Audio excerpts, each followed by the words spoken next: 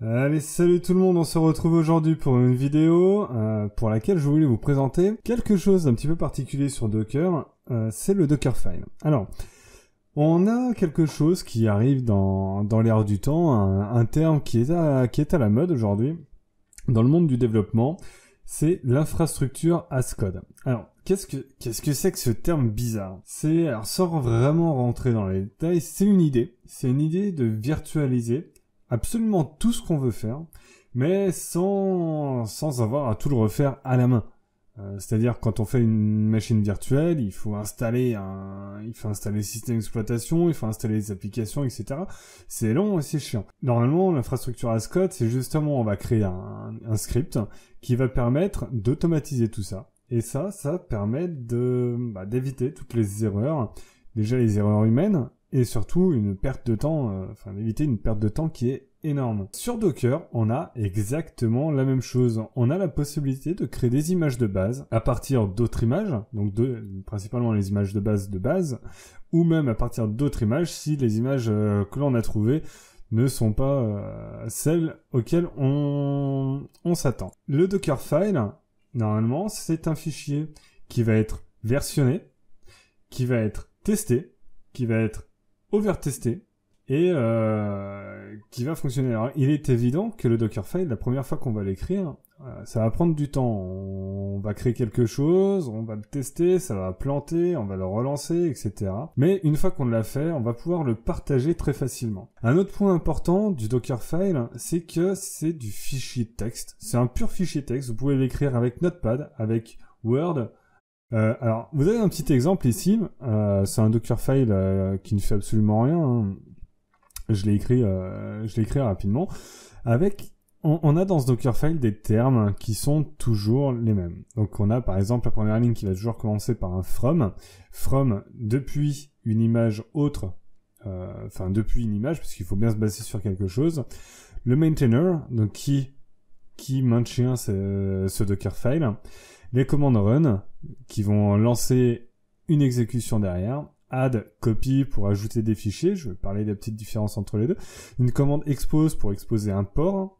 Volume pour justement avoir un volume de partager. Et ensuite, nous avons un commande ou un on-trim point. Et bien entendu, on a ici d'autres noms comme le l'env pour l'environment, etc., etc. L'avantage du Dockerfile, c'est que c'est un fichier texte. Un fichier texte, ça pèse quelques octets au final. Et du coup, à partager, on peut pratiquement partager une image complète d'un système fonctionne pour lancer des conteneurs derrière en l'envoyant par email à quelqu'un. C'est quand même super. Imaginez faire ça sur une VM, à partir d'une VM. Envoyer un snapshot par mail, je pense que vous en avez pour un moment et à mon avis, il doit pas y avoir beaucoup d'hébergeurs de mail qui vous le permettront. Ouais, sur ce, on est parti, on va démarrer. Petite création d'un petit Dockerfile des plus simples. Donc, le Dockerfile. Alors, je vais juste partager mon écran. Comme ça va me permettre de voir deux petites choses. Alors, le Dockerfile, on va tout simplement... Alors, normalement, il me semble que je dois avoir un dossier dans Home Dockerfile. Ok, j'ai rien, donc on va aller... mkdir home Dockerfile tuto et on va aller créer un fichier qui est le Dockerfile. Alors il a une façon d'être écrit, hein, c'est avec un D majuscule. Si vous le mettez minuscule, c'est pas sûr que ça fonctionne. Donc mettez Dockerfile majuscule. Et la petite particularité, c'est qu'il n'a pas d'extension. Si vous l'écrivez sur Windows, des fois il le considère comme un dossier. C'est Windows, c'est un peu particulier. Comme je l'ai dit, la première ligne, c'est le from. Le from, c'est l'image à partir de laquelle on va se baser. Avant d'écrire ça, on va mettre un commentaire. Donc le commentaire, c'est avec le dièse. Image de base. Hop. Donc on va mettre from. Donc les commandes sont toujours écrites en majuscules. Donc from, run, add, copy, env, etc. Et après, eh bien, vous écrivez ce que vous voulez faire derrière. Donc on va partir d'une image Debian par exemple. Imaginons un autre cas. Là je veux vraiment partir du truc plus simple. Vous voulez créer une image qui va contenir du Java. Vous n'allez pas partir depuis Debian, installer Java, installer le Maven et tout le bordel. Vous allez sur le hub de Docker, vous avez forcément une image qui a déjà Java d'installer, avec la version que vous voulez, avec les tags. Vous pouvez partir directement de cette image. Juste, vous la remettez à jour et vous mettez les packages supplémentaires que vous voulez par-dessus. Nous, pour l'exemple, on va partir de Debian. Ensuite, on va écrire le qui maintient le Dockerfile.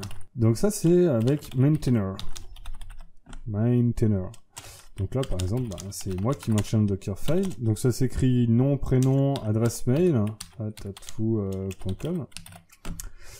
Et par la suite, on est parti. Vous lancez vos différentes commandes de la façon la plus simple. C'est presque de l'intuitif. C'est ce que vous feriez sur une machine virtuelle classique ou une machine physique classique.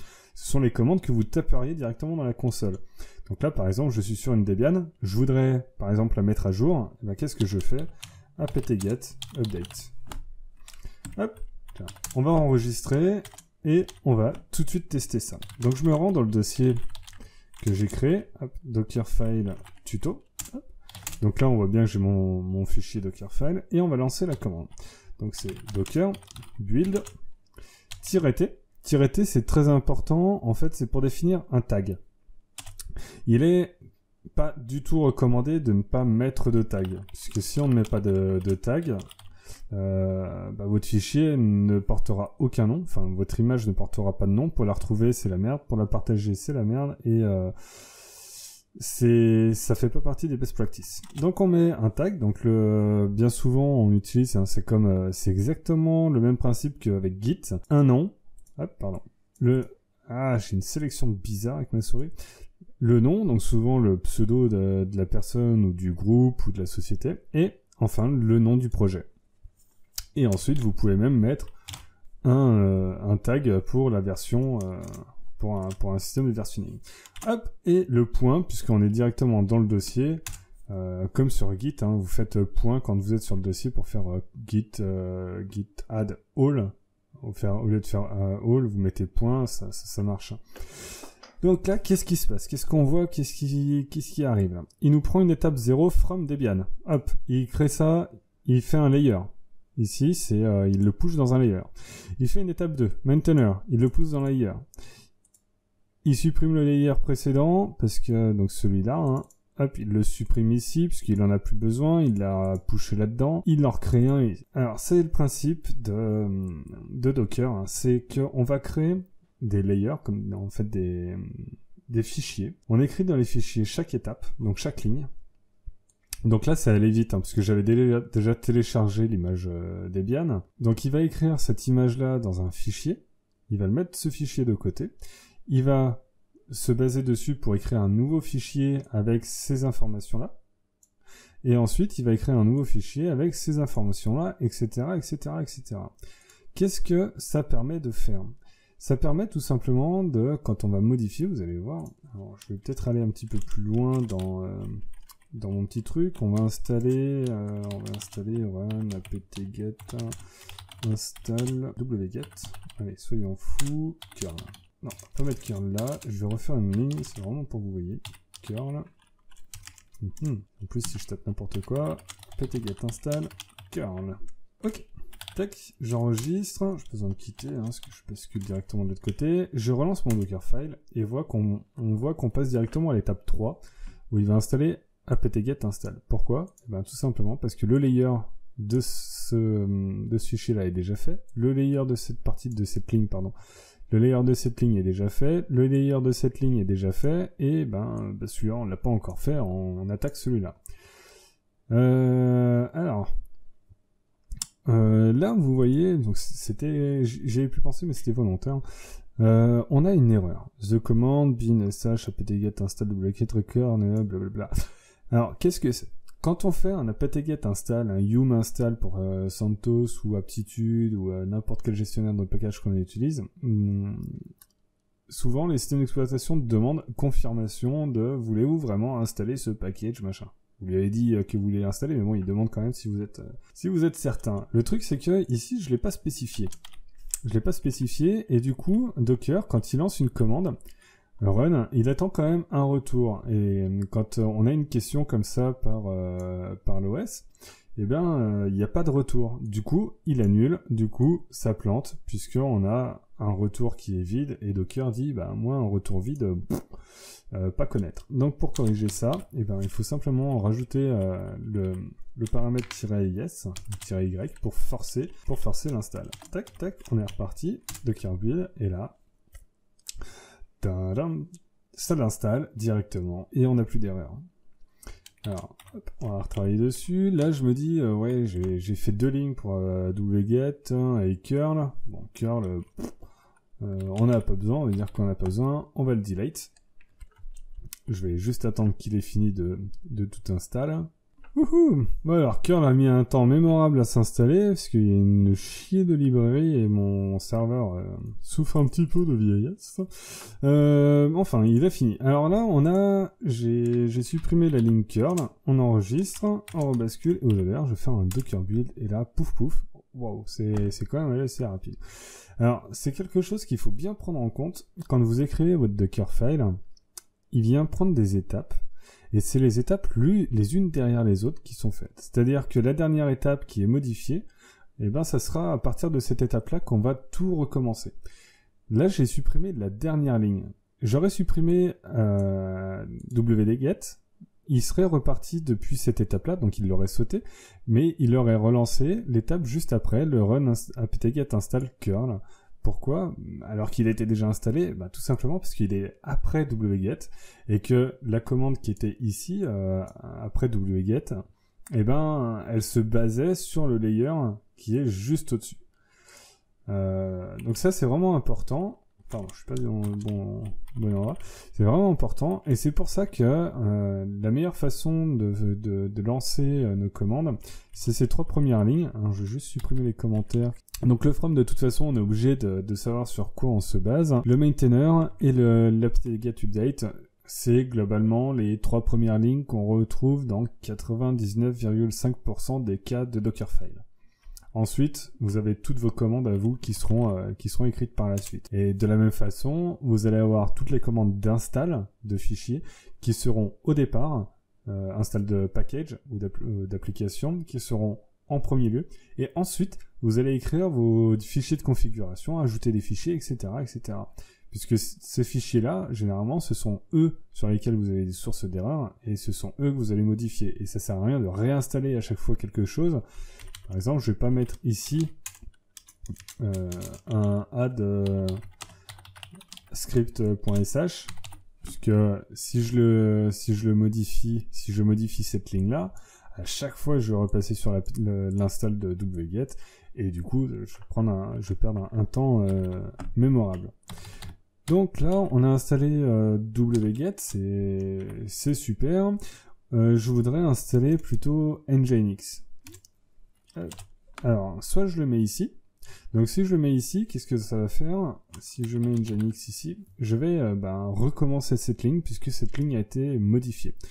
Si je la mets en dessous, je vais briser la chaîne, et du coup, ça va pas gêner, on va repartir depuis wget sans installer wget, puisqu'il est déjà installé. Hop. Voilà, on est bien déjà directement à l'étape 4, à l'installation de nginx. On est parti, pendant qu'il fait son schmilblick, on va faire la suite. Nous avons, bien entendu, quand on construit une image, généralement, on va pas construire une image juste pour construire une image qui contient des applications. Ces applications, vous avez toujours besoin de modifier les fichiers de configuration, d'ajouter des scripts, etc. Pour Docker, c'est pareil, quand vous allez construire votre image, il faut bien, au bout d'un moment, prendre un fichier existant et le balancer dans votre image de base. Sinon, votre image de base, elle n'est pas vraiment personnalisée. Donc pour ça, on a 2 commandes. On a add et on a copy. Les 2 commandes vont faire exactement la même chose. Elles s'écrivent de cette façon, c'est host et dest. Plutôt comme ça, pour les puristes.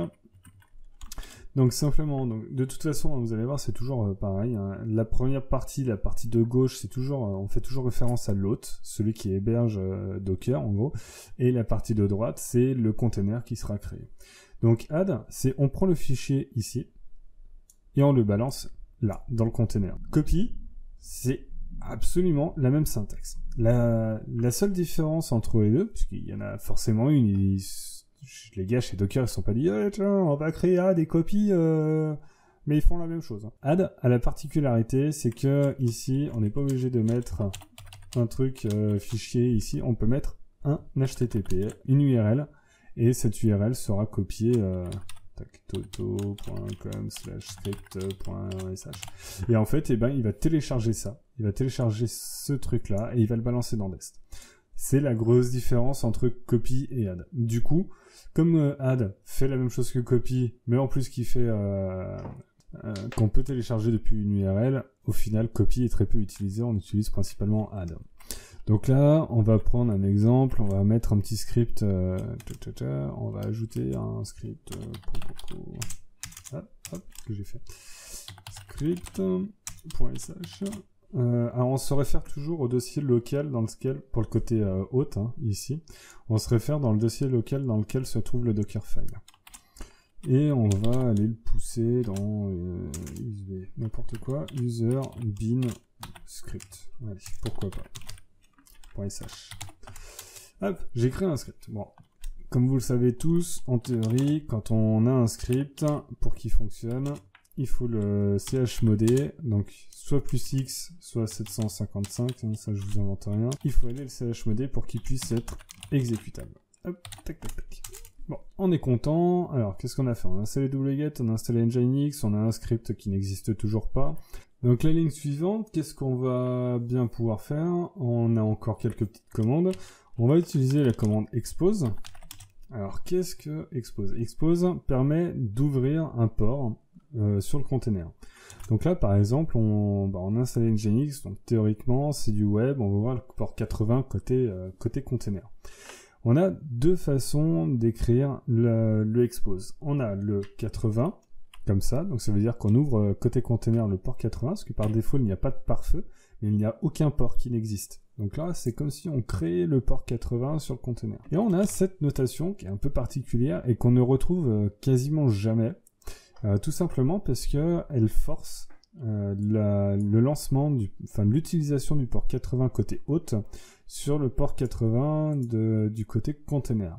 Et du coup, ça veut dire quoi? Ça veut dire que vous ne pourrez lancer qu'un seul run de cette image sur votre serveur, puisque une image, un container, c'est un process, un port, c'est un port, et un port ne peut être exécuté que par un seul process, ne peut être utilisé et écouté que par un seul processus à la fois. Du coup, si vous faites ça, vous ne pourrez pas lancer deux containers qui vont écouter sur le même port. C'est comme avoir deux boîtes aux lettres à deux endroits différents, ça ne marche pas. Enfin, deux mêmes boîtes aux lettres identiques, de la même adresse, mais à deux endroits différents de la planète, il y a un conflit. Je sais pas si mon idée est bizarre, mais... Enfin, si, mon idée est bizarre, mais... Enfin. Donc, on va exposer le port 80. On va finir par une commande. Hop, commande. Et notre commande, ça sera Nginx. Hop là, et là, on est content, on a fait un petit Dockerfile qui ne devrait pas fonctionner. Alors, bah là, qu'est-ce qu'il me dit? Il me dit que déjà, le script .sh n'existe pas. Donc, on va le créer, script.sh. Qu'est-ce qu'on va mettre dedans? Donc, jazz, tac, tac, tac, tac, tac, tac, bash, donc c'est du bin bash, et on va faire un echo, hello les gens. Les gens. Hop. On enregistre et on relance. Tac, tac, tac. Bon, là, ça va aller assez vite, puisque au final, ce sont juste que de l'écriture de layer. Donc, en fait, ces parties-là vont plus ou moins vite. Ça dépend surtout de la vitesse d'écriture de votre disque dur.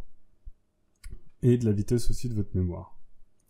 Donc, pour ceux qui veulent vraiment chercher cette partie, qu'est-ce que fait Docker quand il fait ça?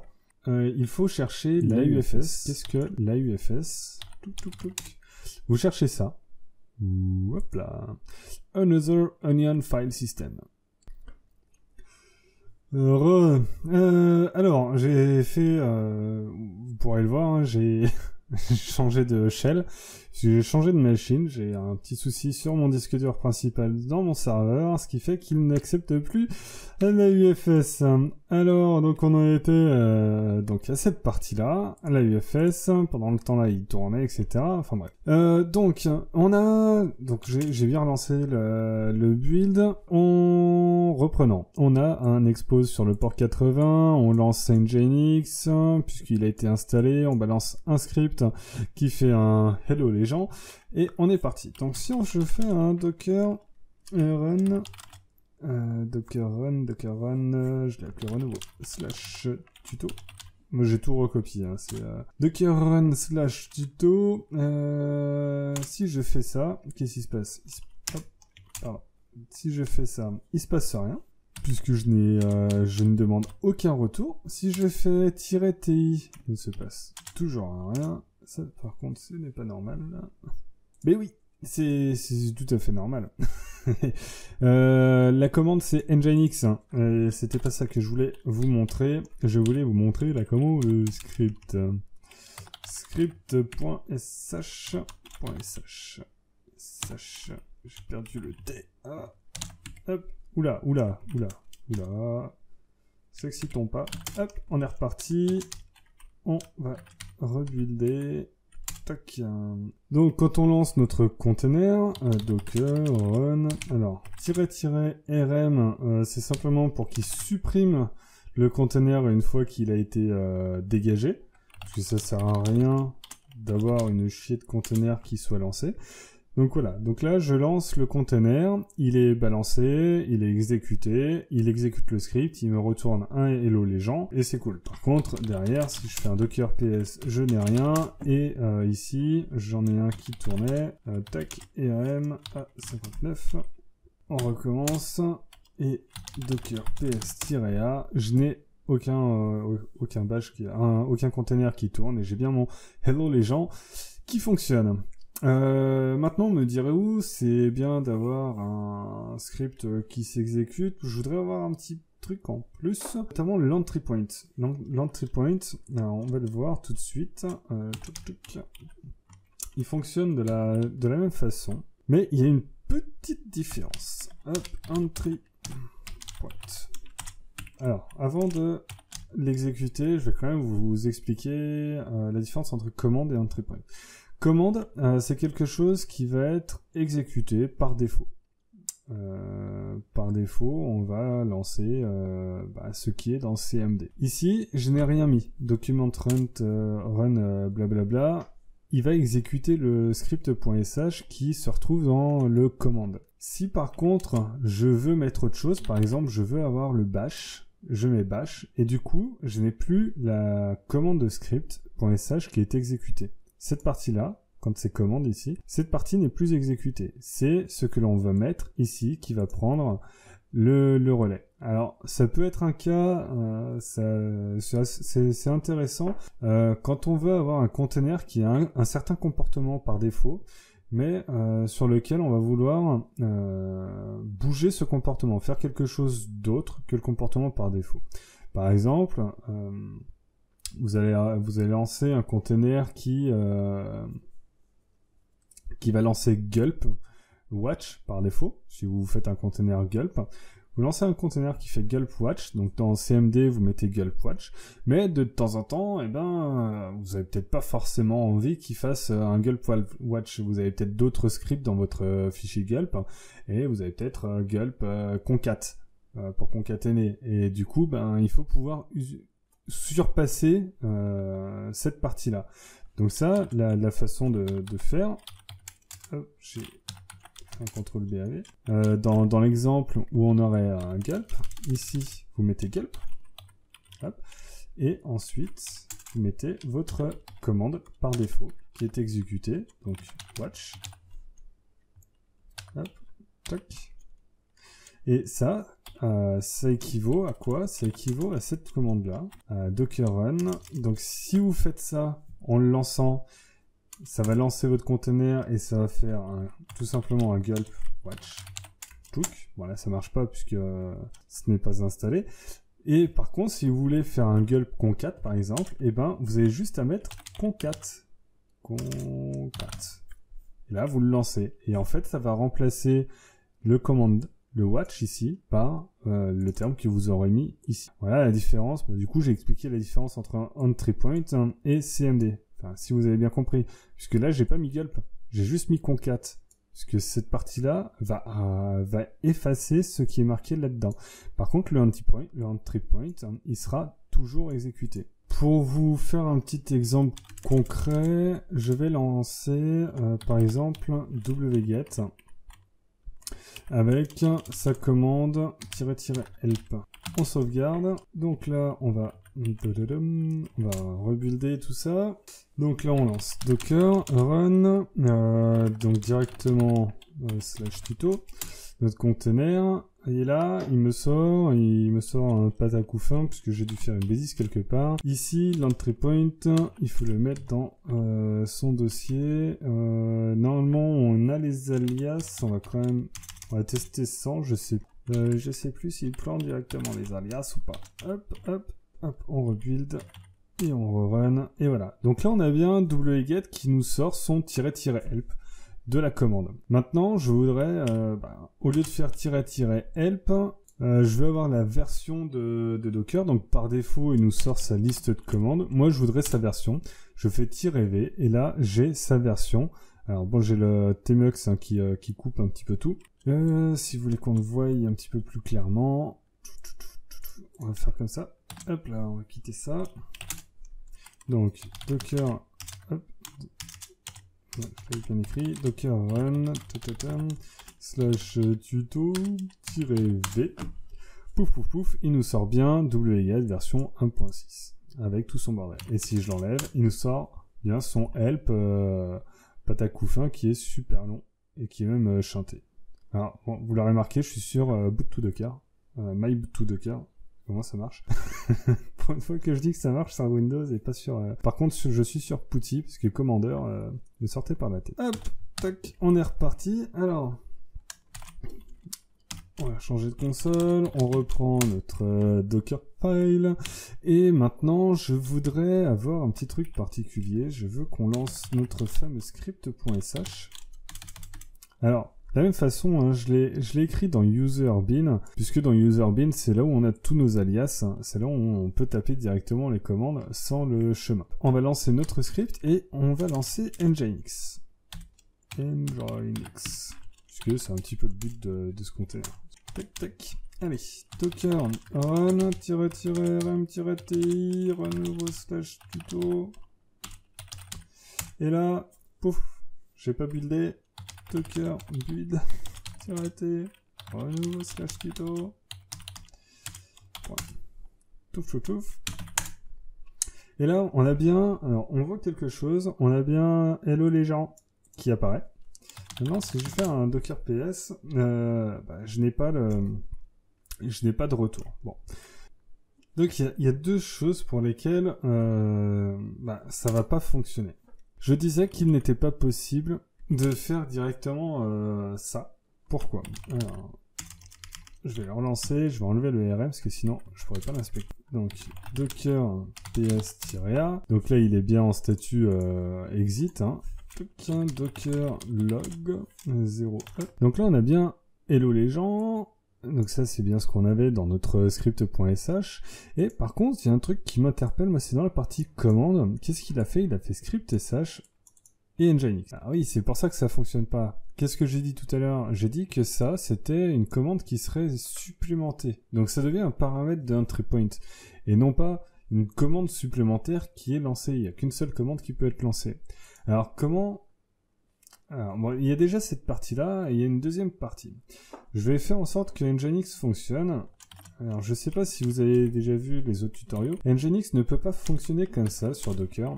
On doit lui rajouter un petit paramètre supplémentaire.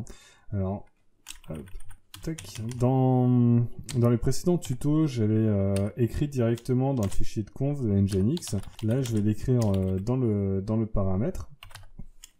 Il faut lui mettre le daemon à off, puisque sinon nginx en fait s'exécute passe en mode démon et ne log rien, ne retourne rien. Et du coup, quand on lance un container, comme Nginx, comme Docker attend d'avoir continuellement un retour, donc normalement un fichier de log ou un bash sur un container, s'il n'a rien, il va le tuer et du coup, on n'a pas de container qui tourne. Hop. Donc, du coup, on passe, donc -g, c'est pour mettre une globale, hein, dans notre script, c'est pour forcer une globale, et du coup, je passe le daemon à off. On est reparti, on bascule de l'autre côté, je rebuild, et je relance. Donc là, on a notre container qui est bien lancé, j'ai un -ti, et par contre, il se passe rien en retour.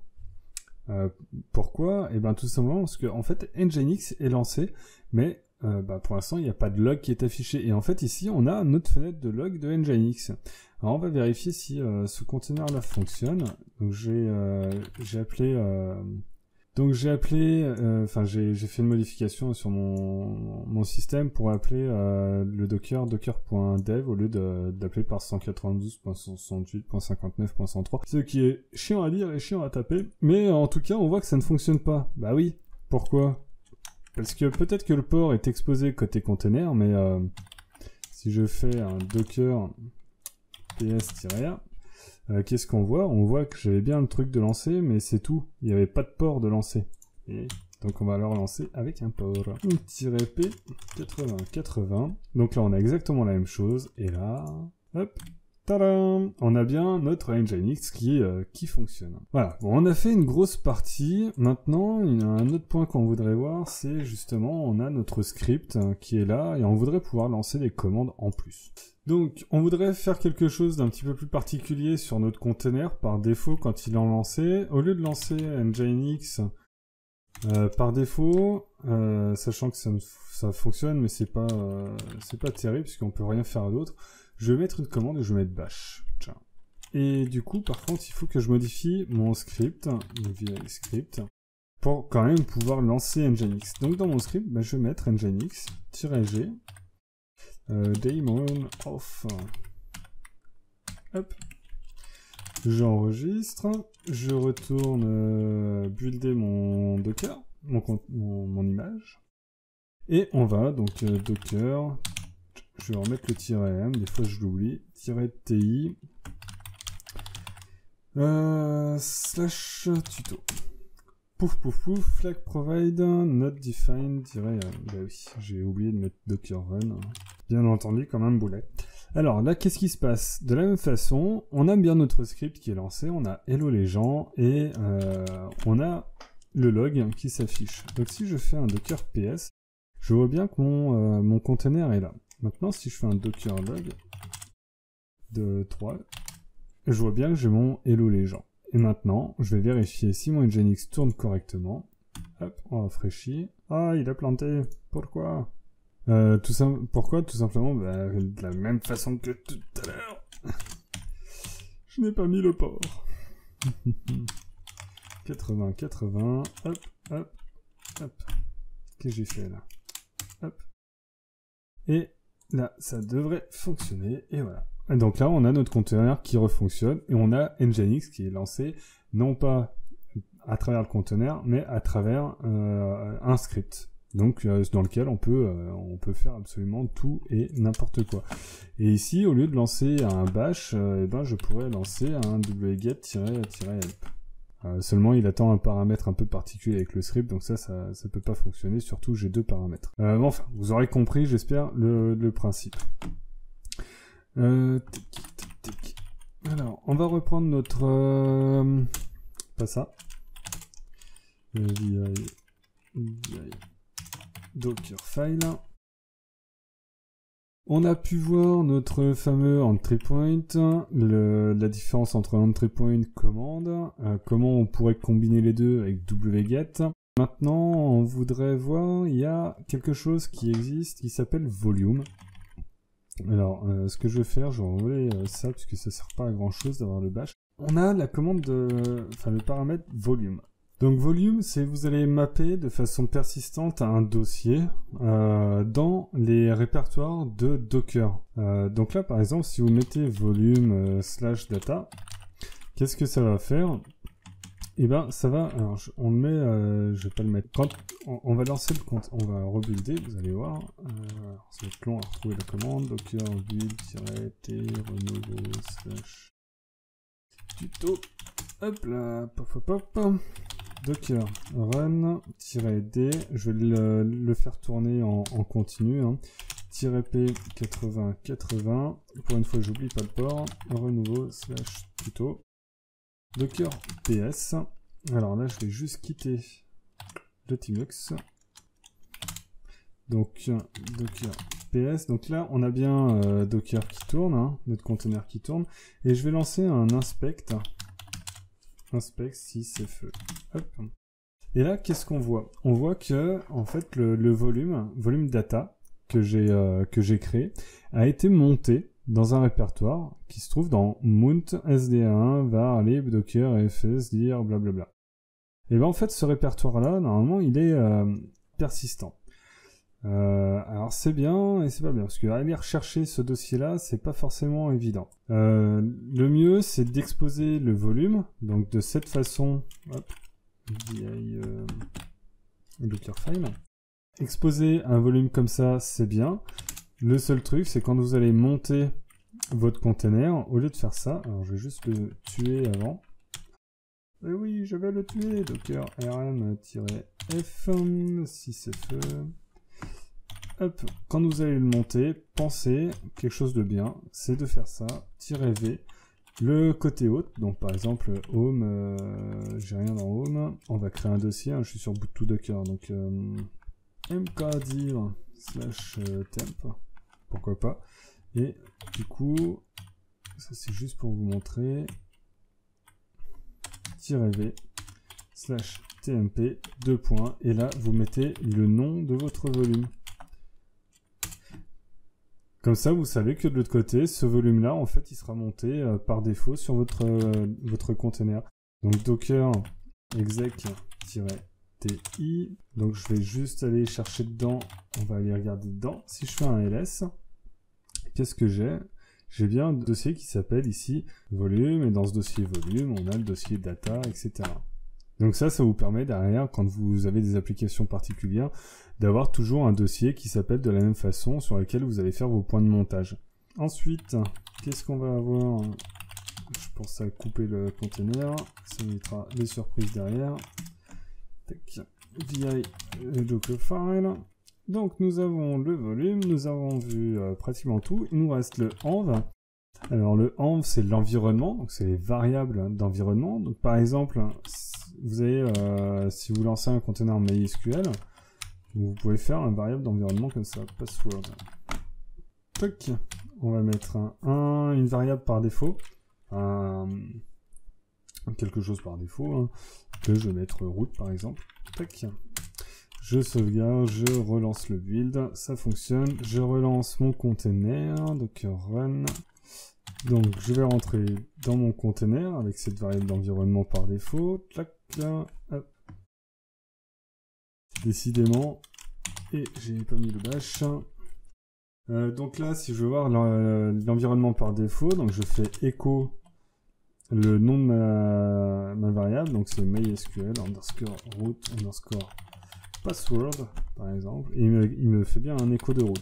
Maintenant, quand on lance le container, alors je vais juste le docker rm-f. Si maintenant je relance mon container en mettant, bon, alors là pour le volume, ça c'est bon, on va mettre -e, mysql underscore root underscore password égale toto, je fais du vélo, hop. On lance le container, docker exec-ti 5 bash 5b5, hop, on va augmenter un petit peu plus, echo mysql underscore root password, et là on a bien Toto fait du vélo. Alors donc les variables d'environnement, ça vous permet justement de créer des variables qui seront disponibles dans votre environnement de votre container. Donc derrière, quand vous allez au fichier de configuration, et ben au lieu de mettre un mot de passe, par exemple pour MySQL, un mot de passe par défaut, vous mettrez ça. pour Nginx par exemple, dans votre configuration, si vous voulez avoir des noms de virtualhost à la volée, et ben au lieu de faire un fichier de conf à la place, pour chaque container, avoir un fichier de conf, etc. Si vous en avez 200 déployés, c'est chiant, et surtout, normalement, vous faites ça de sorte à ce que ce soit toujours les mêmes structures de fichiers. Du coup, vous faites une variable d'environnement, par exemple hostname. Non, parce que ça devrait être, c'est peut-être déjà pris. Si je Voilà, hostname est déjà pris, donc vous mettez, je sais rien, à vous de trouver un host virtual. À vous de trouver un truc qui... ouais, ça, j'ai mis une erreur, mais... voilà, vous mettez ça dans votre fichier de conf, par exemple, de Nginx, que vous réécrivez à partir de votre container, de votre Dockerfile, et derrière, quand vous lancez votre container, eh ben, vous mettez un... Il faut sortir. Vous mettez ici... host virtual par exemple, donc le nom que vous avez mis dans votre fichier de configuration de Nginx, et vous mettez docker.dem. Et vous lancez. Bon là il va pas vouloir parce que bon, host virtual il doit pas trouver je pense. Non, le port est déjà ouvert. Hein. Mais voilà, l'idée est là, et vous pouvez mettre justement vos noms de votre hostname comme vous le voulez. Dans le fichier de conf de Nginx, hein, alors là, docker ps, je suis en train de chercher ce que je voulais faire, docker exec-ti 5 b5 slash vi etc nginx. Ah, il n'y a pas de commande vi, donc c'est emmerdant. Regardez, je vais vous le montrer dans sur une autre session. Haute. J'allais dire mon mot de passe. Lol. etc nginx.conf, alors c'est pas là-dedans parce que c'est dans mes fichiers de config, donc etc nginx.conf. Donc par exemple on va prendre le fichier moon, allez, soyons fous. Et ici, à la place de server name, eh bien vous mettez donc dans votre fichier de conf, hein, server name ou hostname ou ce que vous voulez. Hop, vous mettez ça comme ça, et du coup, ben, dans votre configuration, quand vous lancez votre container, donc soit par défaut, vous avez, de toute façon, vous allez forcément avoir un hostname par défaut, donc souvent ça va être default, soit, ben, justement, au lancement de votre container, vous allez pouvoir changer cette variable d'environnement. Donc ça, c'est plutôt pratique. Et la dernière partie que je vais aborder ici, ça va être la partie workdir qui je pense est assez intéressante aussi. Workdir. Et là, vous mettez par exemple user share nginx/html. Alors workdir, en fait, c'est simplement le répertoire de travail. C'est le répertoire par défaut quand vous allez lancer votre container. C'est le répertoire dans lequel vous allez vous trouver. J'ai écrit 2 fois la même chose. Non. Docker ps. Docker rm-f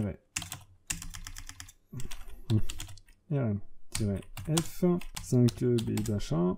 On va le relancer, on va le builder. Build. Et on va le relancer. Run. Alors ça on s'en tape royalement. On va se mettre en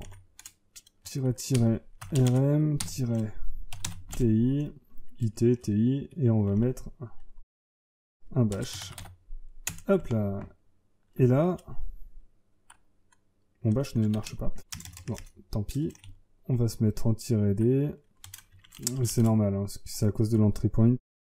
Donc, -d, et on va se rattacher dessus. Docker exec-ti d9c bash. Hop. Et là, vous voyez qu'on est bien dans notre répertoire user share nginx. Donc ça vous permet de, si vous voulez rentrer dans votre bash de votre container, ça vous permet d'y aller directement. Donc voilà, on a vu à peu près tout ce qu'il y a à savoir sur le Dockerfile, en tout cas ce qui vous permet de déjà bien commencer.